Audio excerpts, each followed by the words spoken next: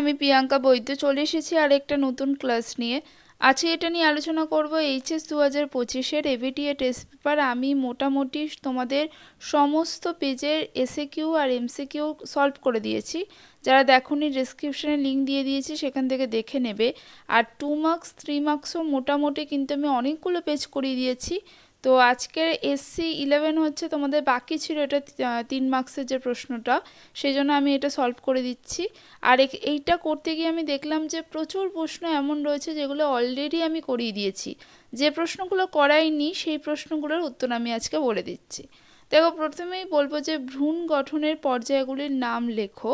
এটা তোমরা পেয়ে যাবে হচ্ছে সাতরা পাবলিকেশনের বই ফলো করছি, আগেও বলেছি তোমরা জানো। এবং পেজ নাম্বার 132, 3 নম্বর চ্যাপ্টারের প্রশ্ন। যদি বলে ভ্রূণের গঠনের পর্যায়গুলি, তাহলে অবশ্যই মরুলা থেকে শুরু হবে। মরুলা, ব্লাস্টুলা, গ্লাস্টুলা, এগুলো সবই দিতে হবে। তারপরে আছে HCG, এটা হচ্ছে কি সেটা তোমরা হচ্ছে 3 নম্বর চ্যাপ্টারেই পেয়ে যাবে। এটা প্লাসেন্টা থেকে যেটা খরিত হয় আর কি, আর সেটা হচ্ছে তোমাদের HCG। এটা এখান থেকে পেয়ে যাবে পেজ নাম্বার 141-এ। এবার আমি বলি যে তোমাদের 143 পেজ অবধি আমি করিয়ে দিয়েছি অলরেডি, 2 মার্কস আর 3 মার্কস। এবার পরের পেজগুলো করতে গিয়ে আমি দেখলাম তোমাদের সেই প্রশ্নগুলি বারবার রিপিট হয়েছে। তো আশা করি সেই প্রশ্নগুলো তোমরা পারবে, আর করাতে হবে না। তাই আমি তোমাদের 143 পেজ অবধি করালাম, 2 মার্কস আর 3 মার্কস। যদি বলো যে কোনো একটা পার্টিকুলার কোশ্চেন পাচ্ছ না, তাহলে আমি তোমাদের সাথে সেটা পোস্টের মাধ্যমে শেয়ার করে দেবো, ঠিক আছে? বা যদি অনেকগুলো প্রশ্ন পাই তাহলে সেটা একটা ভিডিও করে তোমাদের দিয়ে দেবো। কিন্তু আমি দেখলাম যে তোমরা বেশিরভাগটাই কমন পেয়ে যাবে, কারণ অনেকগুলোই পেজ করিয়ে দিয়েছি। 2 মার্কস 3 মার্কস নিয়ে আর কোনো অসুবিধা থাকার কথা না। আচ্ছা, তারপরে যে প্রশ্নটা রয়েছে সেটা হচ্ছে টেস্টা আর টেকমেন কি, এটা একটু তোমরা লিখে নাও। টেস্টা আর টেকমেন, দেখো বীজের যে বীজত্বক রয়েছে সেইটাকে বলে টেস্টা, ঠিক আছে? এই স্তরটা খুব মসৃণ আর পুরু হয়, মোটা হয়। আর অন্তর বীজত্বক সেটাকে বলে হচ্ছে টেকমেন, এইটা খুব পাতলা হয়। তো এটা তোমরা একটু লিখে নাও, স্ক্রিনশট নিয়ে নাও, তাহলেই হবে। ইমাস্কুলেশনের প্রধান উদ্দেশ্য কি, পেয়ে যাবে 10 নম্বর চ্যাপ্টারে। এবং এই জায়গাটা স্বনিশ্চয় প্রতিহত করাই হচ্ছে ইমাস্কুলেশনের প্রধান উদ্দেশ্য, ঠিক আছে? পেজ নাম্বার 548-এ পেয়ে যাবে। তারপরে যেটা রয়েছে জনুক্রম, প্রচুরবার বলেছি তোমরা 1 নম্বর চ্যাপ্টারে জনুক্রম পেয়ে যাবে।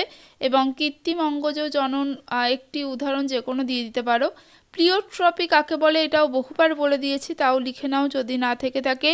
যখন একাধিক ফিনোটাইপ বৈশিষ্ট্য একটি মাত্র জিন দ্বারা নিয়ন্ত্রিত হয় তাকে প্লিওট্রপি বলে। এবং আচ্ছা, লিঙ্কার ডিএনএ পেয়ে যাবে হচ্ছে 258 নম্বর পেজে, তোমরা এখান থেকে লিঙ্কার ডিএনএ পেয়ে যাবে, ঠিক আছে?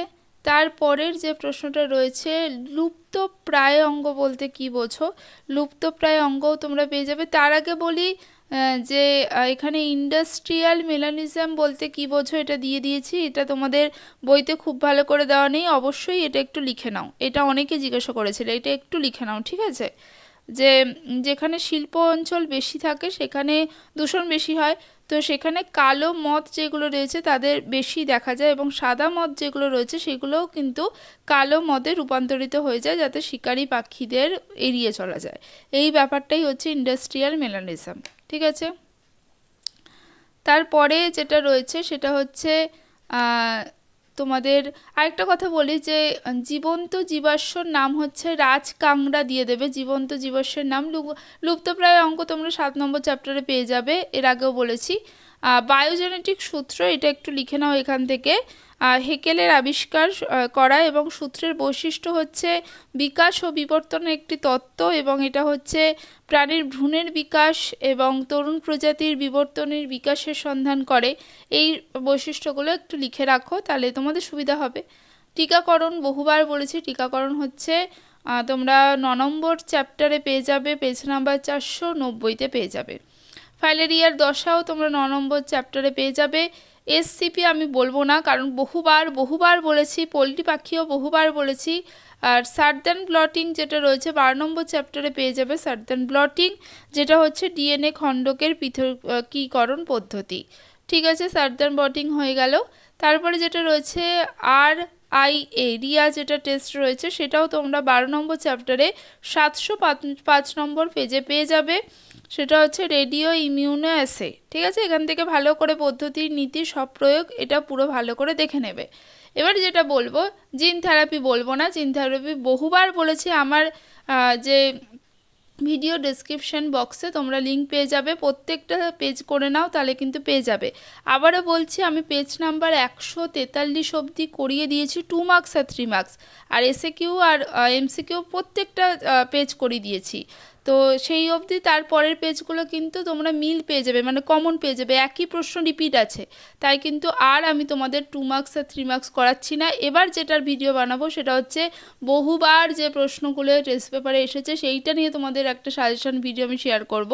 এবং তোমাদের যে রেপ্লিকেশন ট্রান্সক্রিপশনের ক্লাস করানো আছে অবশ্যই দেখে নেবে, ডেসক্রিপশনে লিঙ্ক আছে। ট্রান্সলেশনের ক্লাসটা আমি করিয়ে দেবো খুব তাড়াতাড়ি, আর সাজেশন ভিডিও নিয়ে খুব তাড়াতাড়ি হাজির হব। আর টেস্ট পেপারে বহুবার যে প্রশ্ন এসেছে সেইটা নিয়ে আলোচনা করে দেবো। ঠিক আছে, যদি কোনো একটা দুটো প্রশ্ন তোমরা মনে হয় যে পাওনি তাহলে কি করবে, আমাকে একটু কমেন্ট করবে, আমি সেখানেই তোমাদের দিয়ে দেওয়ার চেষ্টা করব অথবা পোস্ট করে দেবো। ঠিক আছে, এবার যেটা মানব ইনসুলিন, বহুবার তোমরা প্রশ্নটা জিজ্ঞাসা করেছিলে, তাই এখান থেকে একটু লিখে নাও যে মানব ইনসুলিন কি, সেটা এখান থেকে একটু লিখে নাও।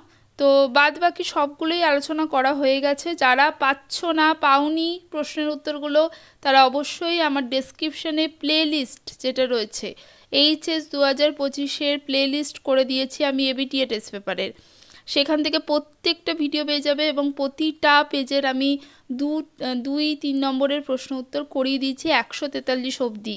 অবশ্যই দেখে নেবে, সবটা তোমরা কমন পেয়ে যাবে। তাহলে আজকের মতো টাটা, নেক্সট ভিডিও নিয়ে খুব তাড়াতাড়ি হাজির হব।